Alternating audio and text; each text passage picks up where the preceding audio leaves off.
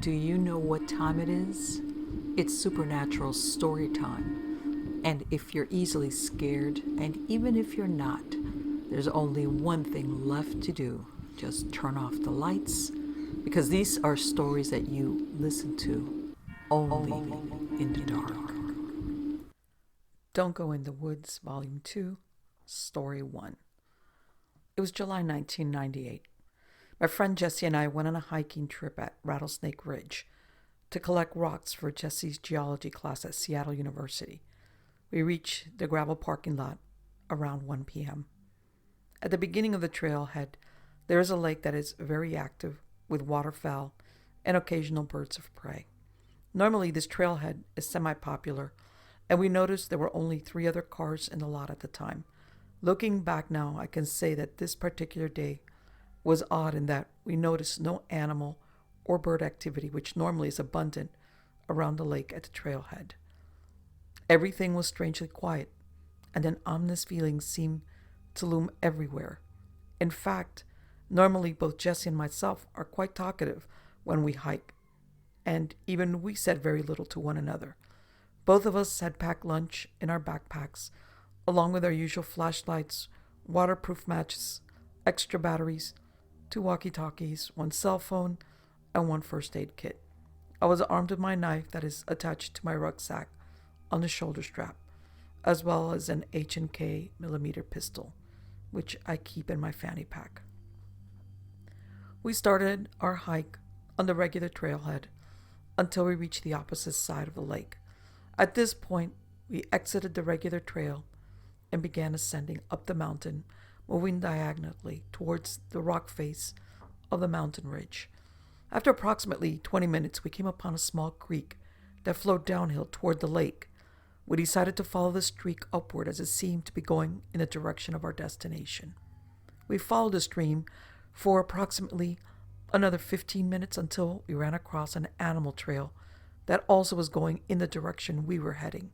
However, the animal trail was moving diagonally and had fewer obstructions in our path, both of which made it easier to move up the mountain. Other than our own heavy breathing, we could hear nothing, and we said nothing as we continued our ascent. We continued on for what seemed like only 10 minutes when we began to hear a loud slurping sound ahead of us. We both looked at one another with a what the hell type of expression on our faces while continuing upward. The slurping grew louder, and now we could hear what sounded like a sigh in between each slurp. At this junction, the creek hooked around behind a hill in front of us and out of sight.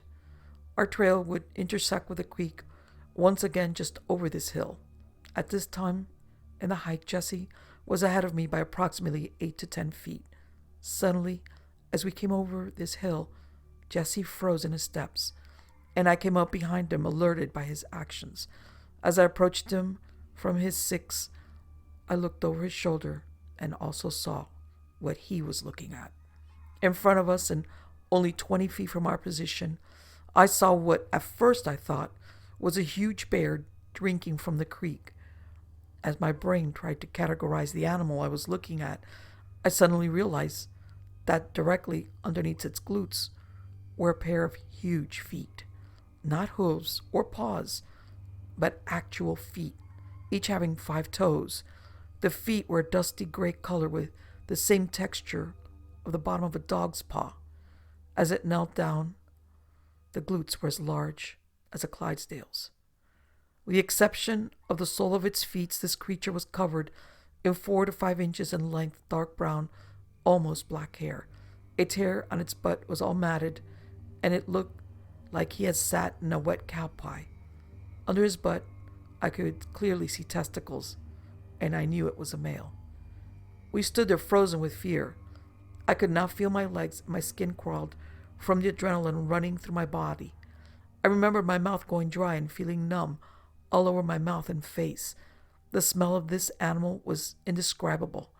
It was absolutely horrible, and I could feel my gag reflexes twitching as I badly wanted to vomit. Jesse's face was beet red, and his eyes were watering as his hand was over his mouth, also trying to hold back the noxious feeling we had. He then tried to back up, pushing me back also. We both tried to regain our balance while still keeping our eyes on this thing. It must have heard us moving because suddenly, in one quick motion, it jumped to its feet and spun around facing us in a defensive posture. As it did this, it made a loud bark type of sound that seemed to make the tree shake. It stood there with its fists clenched and its arms raised in front like a boxer. Its lips were curled, bearing these huge horse teeth, as it glared directly at us and breathed heavy. The bottom half of his face was dripping with creek water and his eyes were black like a shark's eyes. I stood there frozen out of fear and amazement of this animal's sheer size and agility. I'm 6'2", and I only came up to his midsection. I could only guess that this animal was between 10 to 12 feet in height. It was much bigger, higher than a basketball rim, and towered over us like we were children. I remember briefly thinking of grabbing my weapon, but even if I was able to empty my whole clip into him, he was still close enough to have been able to get at us before he was neutralized. Therefore, all three of us just stood there for a good 1 or 2 minutes and studied one another. I was absolutely in amazement at the incredible size of this creature. I remember every detail clearly, as if it were yesterday, and I will attempt to describe the proportions of this creature the way I seen it. First of all, the feet on this creature were massive and were approximately 20 or more inches in length. The toenails and fingernails were dark colored with an orange tint to them. The creature did not have 1 ounce of fat on his entire body, and I could see the vascularity of every muscle that seemed like they would have straightened if it weren't for the hair that covered them. The calves were twice the size of my own head, and his quads were as big as a tree trunks and swept out like a bodybuilder's. I'm not kidding. Those legs looked like they could squat a full-size Dodge pickup truck. The glutes were huge and muscular and very high like a track runner's. They tied into these enormous hamstrings that gave the animal a very explosive look, like it could sprint at very high speeds. The waist was narrow and very powerful and solid looking. Above that, I could see these huge lats that flared out under his arm. His pectorals were wide and bulky looking. They were so big that they came up to his chin. I couldn't see any neck at all, but his traps and deltoids were what really caught my attention. First of all, the delts were as big as beach balls, and connected to them were these huge traps that flared out and upward. They went from his deltoid to his ears. The top of his head was conical, and these bulky muscles steamed down from the tip of his cranium to his traps, kind of like the back of a gorilla's neck. Now, the face was not like an ape at all. It really looked like a Neanderthal in the facial features. The face had less hair than the rest of its body, all except for these thick eyebrows that pointed upward. He had no hair around his eyes or his nose. The forehead was sloped, and the eyebrow ridge protruded out, and under them were these deep eye sockets that sank deep in its skull. The cheekbones were very wide and high, and below them was this deep, powerful-looking jawline. The nose had a ridge to it, like a human nose, and the nostrils flared out and forward. They weren't pointed down like a human nostril would be. When his lips relaxed a bit, I could see that he really didn't have any upper lip at all. It was very thin, and his bottom lip was larger. The mouth overall was very wide, as was his face. His arms were huge and bulky, and you could see his triceps bulging out and his biceps looked like bowling balls. His forearms were abnormally long, and they too were bulging with muscle. His knuckles were huge, and the color of his skin was a cross between black and gray. Believe me, trying to describe this creature does not even begin to do it justice. I wish I could somehow download his picture from my brain and put it on a screen to show his enormous proportions. Finally, we'd had enough, and the urge to leave grew very strong. We began backing down the trail, keeping our eyes glued on the creature the entire time, except to look where we were going periodically. As we backed away, his arms dropped to his side, and he opened his mouth and let out a soft and deep bellowing sound, kind of like the gurgling moan sound that a male lion does to declare its territory. Long after he was out of sight, we could hear this bellowing as we began a rapid descent down the mountain. When we reached the opening at the bottom near the lake, we opened up into a full sprint all the way to the car. We drove all the way to Bellevue, Washington before we stopped for coffee to try and collect our thoughts. We didn't know how to begin to tell anyone what we had just seen. I don't think that I would have believed our own story if I hadn't seen it for myself. Story number 2. I believe it was either June or July of '98. I had recently been transferred off the USS Bellwood, stationed in Sasebo, Japan at the time. I hadn't made many friends at my new command yet. Had just quit smoking and was trying to find something to occupy my free time. Having no real friends yet, I had plenty of time. I discovered the local main base had an outdoor supply rental area, and I started hanging around there since I liked to hike, fish, and generally loved outdoor activities. Eventually, the old guy working there, he was in his 70s, you know the type, old and cranky, tough and wiry. He basically dared me to go hiking in the backwoods up in the Olympic Peninsula. Well, I did, and basically took to it like a fish in water.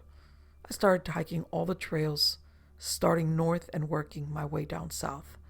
So Friday at work came, and I packed my gear into my car and headed to the trailhead. Still had about 4 good hours of daylight, and I wanted to make good time. I made it about 6 miles to an established campsite where I could light a fire, set up camp, and get comfy. Saw some deer and mice, went to sleep, rained during the night, and then the night was basically quiet, and I fell asleep to the sound of the stream right next to my camp. Morning came. First I ate, then I packed up and started the rest of the hike up to bear camp. It was a peaceful Saturday morning, and I appeared to have the trail all by myself, as I hadn't seen anyone or vehicles when I came in. I made it to bear camp pretty uneventful. I saw an eagle or two and some other wildlife, but nothing out of the normal. I set up camp, and this is the pivotal part, at least to me it is. The tree I picked out to put my one-man tent under had very large down-sweeping branches that stopped about 3 feet or so above the ground. This was on my left. The branches were completely full, and there was only about 1 foot of space under them to the ground.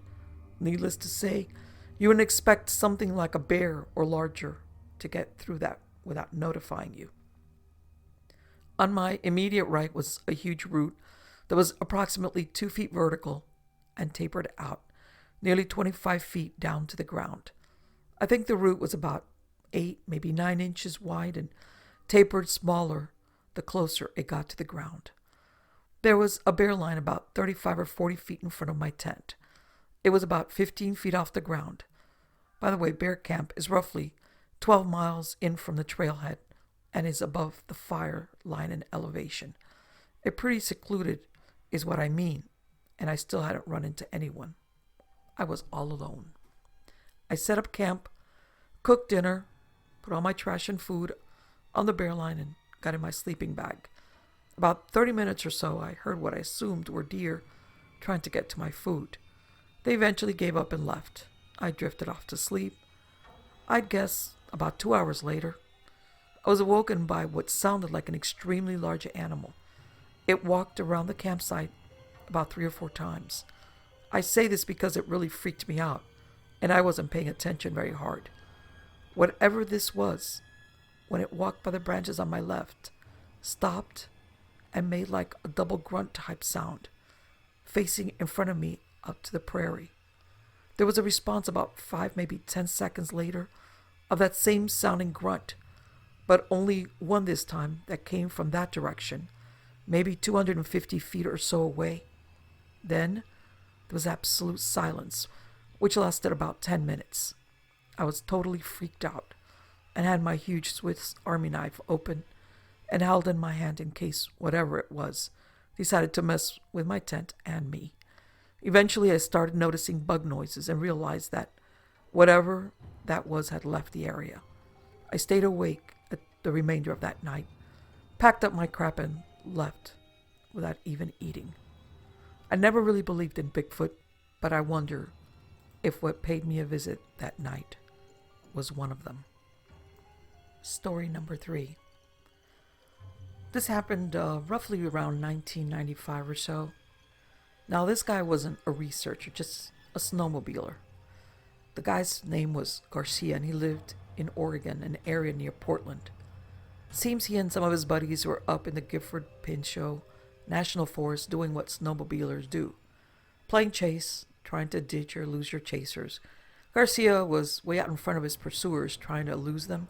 He turned up a spur road into an untouched snow area, thinking his buddies would miss where he turned. This spur only went about 200 yards into an old landing site, with the road ending right at the timber's edge. Garcia's plan was to go up into the old unit, get out of sight of the main road, make a big swing through the old unit, then, when his buddies passed, he planned to come down and get in behind them before they noticed. Wrong. It didn't work out that way. When he tore up into the unit and started to make his turn at the old landing, standing at the end of the road, just outside the timber, was a large Bigfoot watching him. Garcia panicked, and in his fright, he flopped his snowmobile. In his panic state between trying to right his ride and watch his observer, who was just standing watching this scared human floundering around in new snow, must have been a sight to behold. Anyway, when the Bigfoot had seen enough, it just turned and walked back into the timber, much to Garcia's relief. He finally got his snowmobile back onto its bottom side down and met up with his buddies and told them the story, which they checked out without Garcia. For his part, Garcia went back to the parking lot, loaded up, went home and sold his outfit and moved back to California. Now, I heard this story from a neighbor of Garcia's, and I tried to find him, but he was long gone. This guy, it turned out, according to his neighbor, was scared half out of his skin. He told me, this neighbor, that Garcia's adventure a year or two after it happened, and he said that Garcia got back, sold his outfit, and moved, and he was never the same and couldn't get out of the Northwest quick enough, which led him to believe that whatever he saw, it was all true. Next story. It was around 2000. I really can't recall the exact year, but I'm thinking it was around that year, more or less. I was about 15 or so, and the town we lived in is a very, very backwater town. Seriously, you're either a rancher, a logger, a miner, or a welfare recipient. There are, of course, a few doctors and lawyers and those that work in the schools and few various businesses in town. And because of the small size of the town, there was nothing younger folks to do besides the typical outdoor stuff like hiking and camping. But teenagers can only do that sort of thing so long before getting bored. However, there is a rather good-sized town just right over the Canadian border, no more than 10 miles away, with a movie theater, fast food restaurants, and the feeling that you aren't in a redneck community, like the one we called home. On this particular night of the encounter, myself, my best friend, and his older brother were on our way back from this particular town. The road we were following runs along the Kettle River, and we were heading north along the windy road. The river was on our right, while on the left there was the base of the mountain range. The canyon is narrow, no more than about a mile at its widest, and less than half at the narrowest. Since my best friend and I were not old enough to drive, his brother packed the three of us into a standard Toyota truck for a night out in Canada. I was riding shotgun, while my friend sat in the middle. His brother, who was 5 years older than us and was visiting home from college, was behind the wheel. We were speeding along the road. His brother had a bit of a lead foot, so we were clipping along at a rather rapid pace. We were just listening to music while discussing things of no great importance, just chit-chatting the way boys do. During a period of silence, as we made our way parallel to the river, I was looking out to the passenger seat window, watching the full moon reflect off the river. My lunar observation was broken, though, by my friend's brother. "What the F is that?" he screamed while slamming on the brakes. I was wearing my seatbelt, so the sudden deceleration caused my body to lurch forward rather rapidly, and the centrifugal force caused my head to pivot, so I was looking directly out the windshield. The truck fishtailed slightly before the driver brought it to a complete stop in the middle of the road. There, about 40 yards down the pavement, we saw a thing. It was about 7 feet tall and covered in dark brown fur. My first thought was, whoa, a grizzly bear. Even though this part of Washington is not home to grizzlies, there were reports of them being spotted here and there. A hunter shot one about 10 miles over the Canadian border a few years back. So, for us, this was a real treat. But this was no grizzly. It turned by pivoting at the waist and faced us. It was walking across from the right side of the road and heading left. I could make out its features. It had a very human-like face, not the muzzle of a bear, and yet it was vaguely ape-like. It walked steadily and without breaking its stride on 2 legs. I could see the 5 fingers, the opposable thumb, and the arms swaying back and forth as it moved. We sat there in silence for a few seconds as it moved.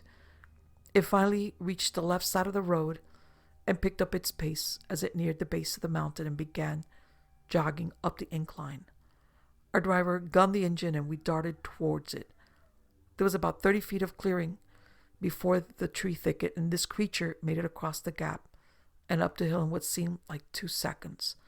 The driver then hit the brakes again just as we reached the point where it stepped off the road and turned off the engine. And for some reason, God knows why, killed the lights.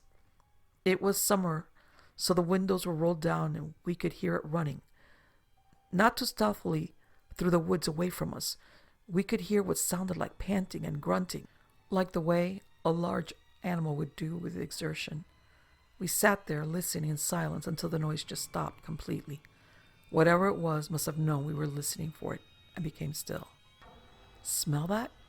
my friend sitting next to me asked. "Yes," I said. "Smells like shit." The driver said, and it did literally. It smelled like fecal matter and an unwashed, dirty person. Very pungent and overpowering.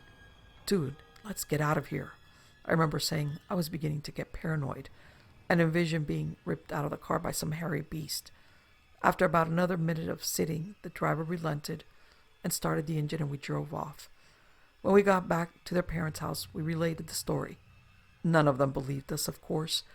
Their family all said we were imagining it or it was a mistaken identity of a bear or something.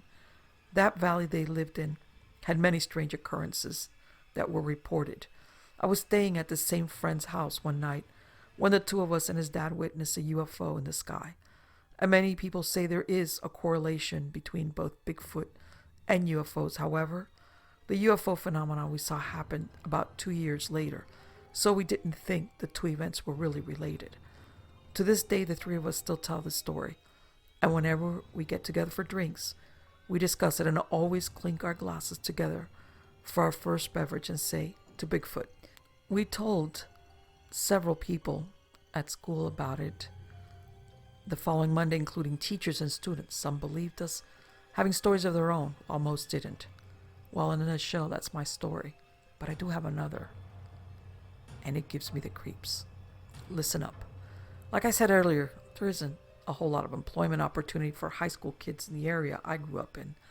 This particular summer, some friends were working for one of the large ranching families in the valley. We went to high school with one of the rancher's kids and nephews. We spent the day bucking the bales. Worst job in the world, in my opinion. On a hot summer day, when we finished for the night, we just sat around while the missus of the house served us a good wholesome farm family meal. At the table, I told her the incident that happened with me, my friend and his brothers, which happened about 2 years previous. While I told the story, the rancher sat and listened intently. After I was finished, he was the only one at the table who didn't tell me I was full of bull. His wife and kids said that he had a weird thing happen to him as well. Of course, none of them really believed him. And this is his story. It was about 5 years before that evening.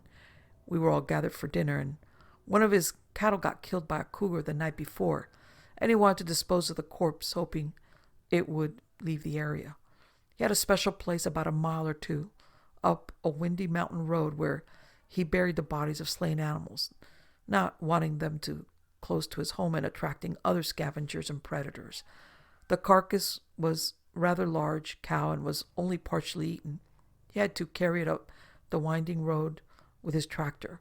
While he was disposing of the carcass, he had the weirdest feeling he was being watched. I was attempting to finish the task quickly because of the heebie-jeebies he was feeling. Amid the hard work, he decided to take a piss break and hopped down off the tractor and walked a few yards away to relieve himself. As he was doing so, a rock about the size of a golf ball landed near him. He looked around frantically, not seeing anything. He wanted to get out of there as fast as he could, but he had to finish the task at hand. Going against his instincts, he continued to bury the cow.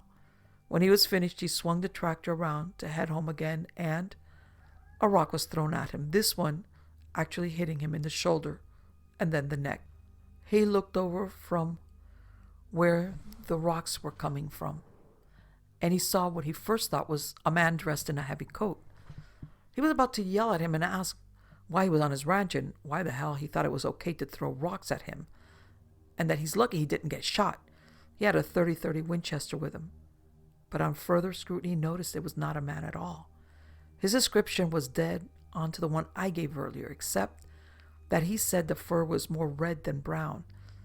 As fast as he could, he drove away from the animal and down the winding road. The road snakes back and forth most of the way down the mountain, leading back to his house, and the entire time he was driving, he would see something following him through the woods, as if it were chasing him out of the area. Every time he would come up on a turn, it would be standing there about 20 feet off the road, beating him to the turn. It must have walked in a straight line down the mountain, was his reasoning for it meeting him at each turn. He felt a sense of hostility coming from it. Finally, when he reached a straight stretch, he gunned it. Looking back, not seeing it following him, he was relieved it didn't follow him, at least during the daylight. That night, he had to go out and do a few tasks before nightfall, not wanting to because of his encounter earlier in the day, but knowing he had to. Such is a rancher's life. It was just before nightfall, and he was just finishing his chores when his 3 dogs started going nuts and took off towards the field. They were gone for no more than about 15 seconds when they returned, very frightened and whimpering. One of them nearly knocked him down while trying to hide under his legs. He once again saw the thing standing there, about 50 yards away, unmoving. He wasn't armed this time and was so scared that he nearly wet himself. They stood there, looking at one another for what he said seemed like an eternity, before it lazily walked away and back towards the area he previously encountered it. He didn't tell his wife about the encounter. For some weeks, the only reason he did was because another rancher about 10 miles away actually reported a sighting of his own. Even though she never really believed him, she says that he believed it, and when he told the story, she could see he was genuinely afraid of what he experienced. That was the only reason she could have maybe almost believed him. It was his sincerity. He was a tough ranch-raised good old boy who hunted, farmed, fished, and camped all his life. He wasn't afraid of anything the wilderness could throw at him, but this scared him, and he's not afraid to admit that to this day. He will still not go up to that area alone, and if he absolutely has to, he takes his dogs and a firearm with him. I have gone up there a few times, and the place just feels creepy. Maybe it's just because of his story and my own experience psyching me out.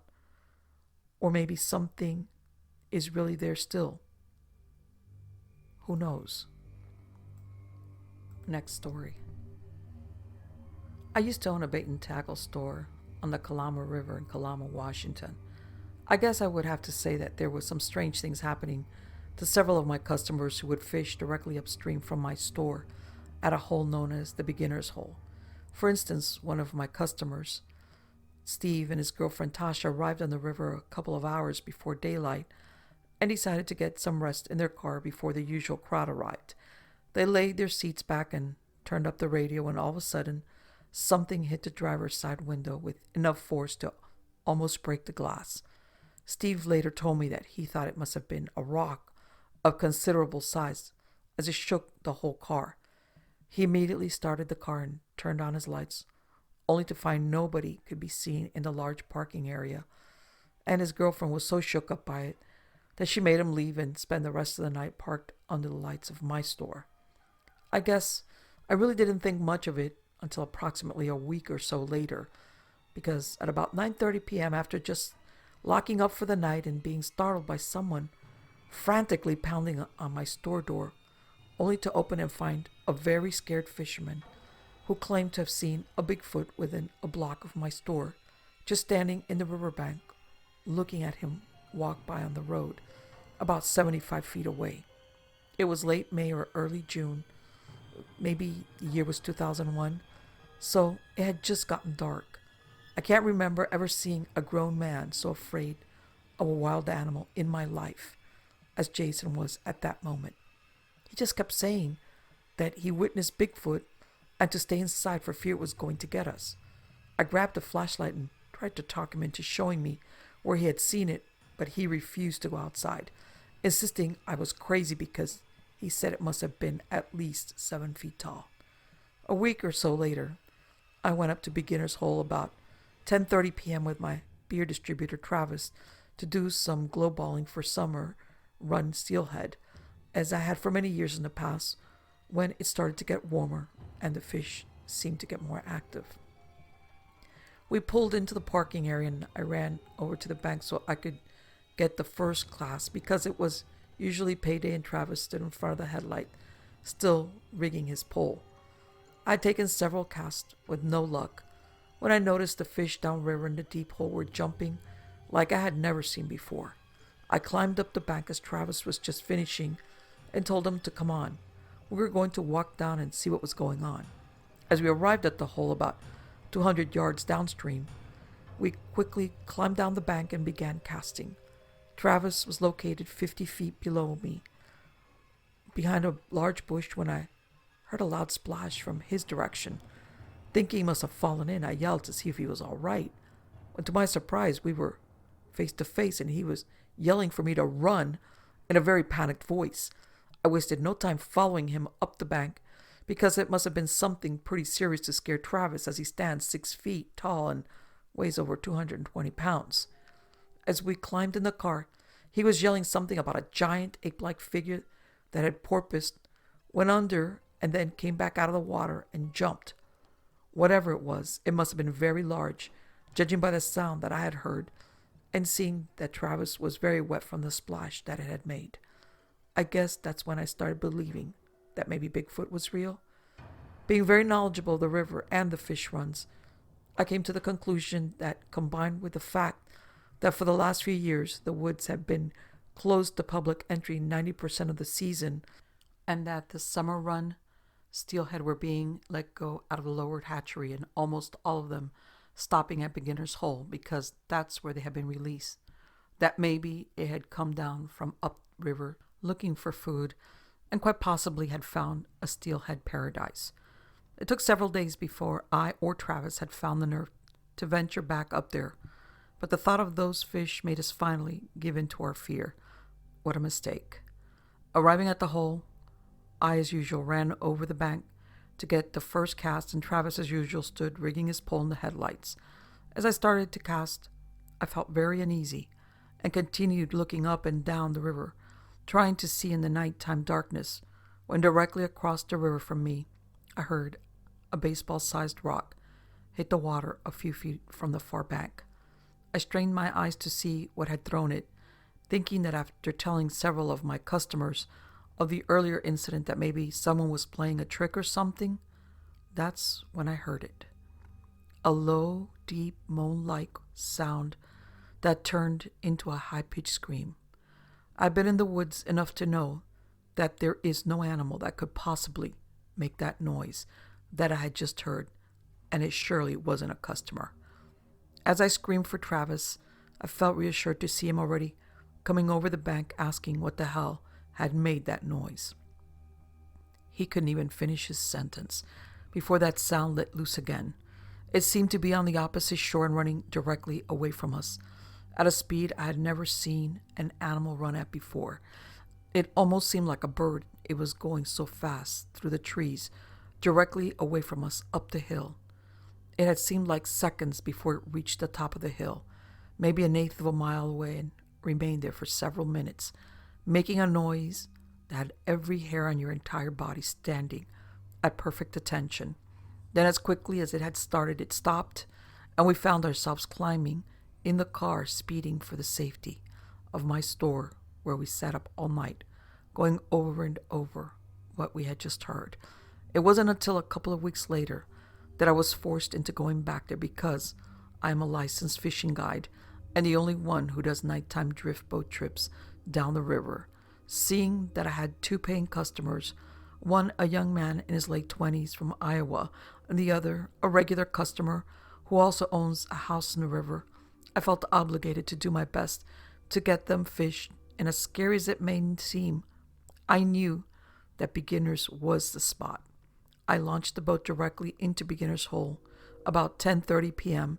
and had planned to take about a 2-mile trip down the stream, hoping to get a quick fish or two out of the hole and get the hell out of there. But the fish just weren't going for it.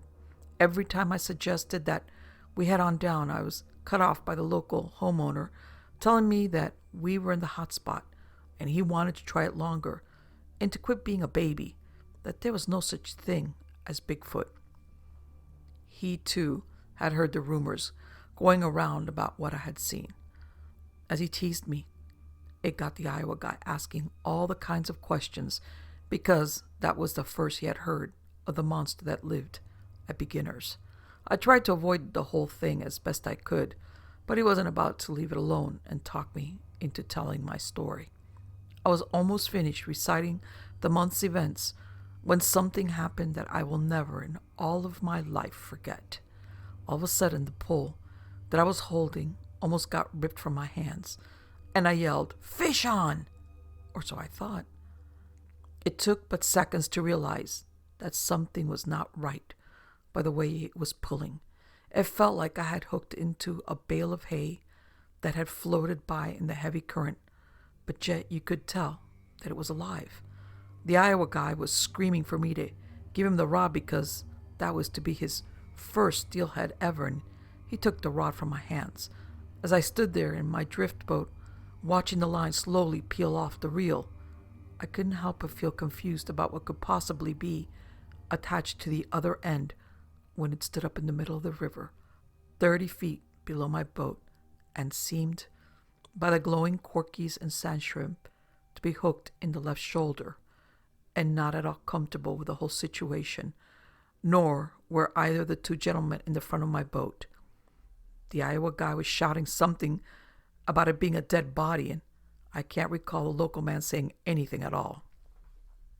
The river was about 4.5 feet deep where it was, and it seemed to me in the moonlight to be standing waist deep, slowly swinging its arms, trying to get free. As I pulled my anchor and tried to stay my distance, the Iowa guy was pulling for all he was worth.